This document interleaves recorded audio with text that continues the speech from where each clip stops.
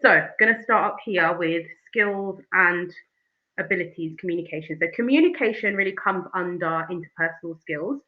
Interpersonal skills are our way of connecting with other people in terms of kind of communicating with them, but also understanding how they might be feeling, empathizing. So the first one, the first competency or specification that I'm going to look at in terms of kind of your person specification is effective communication skills, both orally and in a written format. So, as a trainee clinical psychologist, it's so important that we're able to adapt our style of communication to make sure that we're able to connect with the people that we are in the presence of, whether that be colleagues, clients, other psychologists. We need to be able to connect and communicate with them clearly and effectively to get our point across. But also being able to receive communication as well. So being able to listen actively and really read between the lines and be curious about what people are telling us. Um, Having effective communication skills and effective interpersonal skills includes being able to adapt the style of communication to a wide variety of people. So, are we thinking about that person's cognitive ability? Do they have a learning disability? Do they have dementia? Is there something that might be affecting the way that they hear or the way that they situations or interpret situations? And being able to communicate with all of that in mind. Are there, particular modes of communication? So, for example, I work with one parent who really finds written communication a bit difficult to tolerate. So, having things in pictorial form is really helpful. So being a trainee clinical psychologist might need to demonstrate that they have those skills, that ability to look at a person's communication style and adapt that communication based on what they're told about that person. Let's move on to the next one. Evidence of potential to communicate complex, technical, and clinically sensitive information to individuals with whom clinical psychologists usually work. This includes both psychologists and fellow professionals, as well as individual clients and their carers/relatives. So we work with anyone. We can work with absolutely anyone. And it's about being able to take the information and really think about what information this particular person needs, and being able to communicate that information with confidence, with conviction, with curiosity, but effectively. So being able to the words that we use, the focus. A good example of that is, I do a parenting group in my NHS work, and the points that I cover in my parenting group are very practical. They're about how we apply this idea, this understanding of, I don't know, a child's behavior to your situation, and what can we do about it. We're thinking about you and your child. Whereas if I was teaching how to deliver that teaching that parenting group, I may go into how other types of scenarios that might come up for the clinician that I'm teaching the parenting group to. So again, it's about being able to adapt how we communicate and sharing only what's needed, really. Next one, evidence of potential to tailor communication in a manner which is congruent with the needs of the recipient, including the needs of clients with a range of emotional difficulties who have difficulty in communicating or understanding. So, in my mind, this is bringing up things like, people who are going through mental health crisis may or may not be able to take on, a load of information. So, it's about being selective about the information you share, and also thinking about the timing of the information. Are there better times to share this information or worse times to share this information? Maybe there are communication difficulties, or maybe there's a language barrier that we need to consider. Maybe we need to think about how we use interpreters with a particular client. But again, it's about thinking about this specific client, the technical and complex information that you want to share, and being able to tailor that, and the importance of tailoring that to make sure that information is accessible to the person that we're speaking to. So that does tap into interpersonal skills, but it also taps in a little bit to quality and diversity, and making sure information can be received by the person we're telling.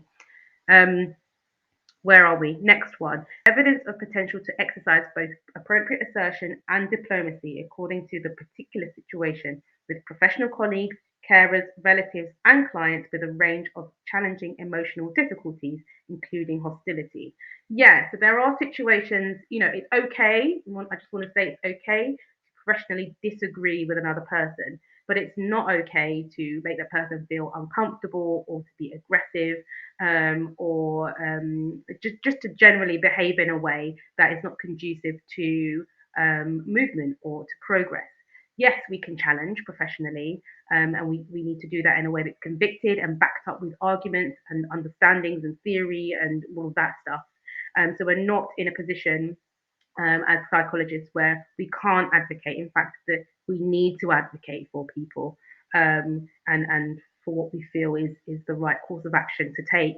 But it's about being able to assert in a diplomatic way. So keeping calm, and using our words, or maybe even writing, to really communicate the messages that we want to get. Slightly different with carers, relatives, clients, etc. In that the expectation is that we're going to get kind of more of a variety of emotions in those relationships, where those are to be expected. So there might be a more of a degree of holding those emotions for that person, but also needing to think about what's important to get across right now.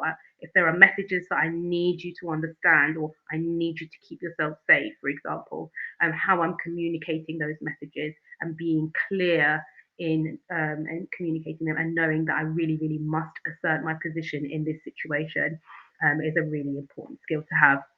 What's next? Evidence. No, evidence of potential for good presentation skills suited to both formal and informal settings. So yeah, it goes back to that first example question that we looked at just a bit earlier. Are you drawing out the things that you need to draw out for your target audience? Are you doing it in the way that is the most helpful for them and impact for them? So yeah, thinking about communication in terms of presentation skills. Um, Evidence of organisational potential, which enables planning of own workload in relation to both clinical work, and organising appointments with staff, clients, plan client sessions, as well as academic work, teaching, and research activities. So, this is going into a little bit more of kind of more problem solving, and being professional, but also being adaptive, and flexible. So, really thinking constructively about how, or prioritizing what you need to do, being very, very autonomous in that, and making sure that you're meeting the demands that are required of you, essentially. And that requires balancing competing demands. And as a trainee clinical psychologist, that's something that you almost certainly will need to do. And the situational judgment test will be looking at your ability to weigh up and prioritize what you need to do, in order to get the job done. Um, so yeah, that's kind of tapping into adaptability and flexibility, professionalism, and also problem solving, as I mentioned. Um, Evidence of potential for flexibility in planning, specifically to capacity to monitor, evaluate, and adjust plans over time. So yeah, sometimes we set out with a plan, we think we're going to do all of this wonderful work in a time frame, and then it kind of overruns. But being able to kind of take into consideration, actually, I'm not doing what I need to be doing now, or I'm not where I thought I was going to be at. Maybe we need to change tack here. So again, thinking about problem solving, thinking about being professional, also thinking about being flexible. Identifying, it's important to identify kind of strategies that you might put in place, to adapt to changes over time. But again, important to be flexible and to demonstrate that you can be flexible in the situational judgment test when the need arises. Evidence of ability to form empathic relations with a wide range of clients in a variety of settings. So, this is going back to the core skill of working in partnership or working collaboratively. So, working collaboratively is a core value of the clinical psychology profession. It just enables that we can draw in other people's perspectives, and so that we're working in a recovery focused way. And it's not just about working in a mental health recovery focused way, but really working in a recovery focused way is focusing on what people find to be meaningful, and really honing in on developing those skills rather than the skills that we as clinicians think are important.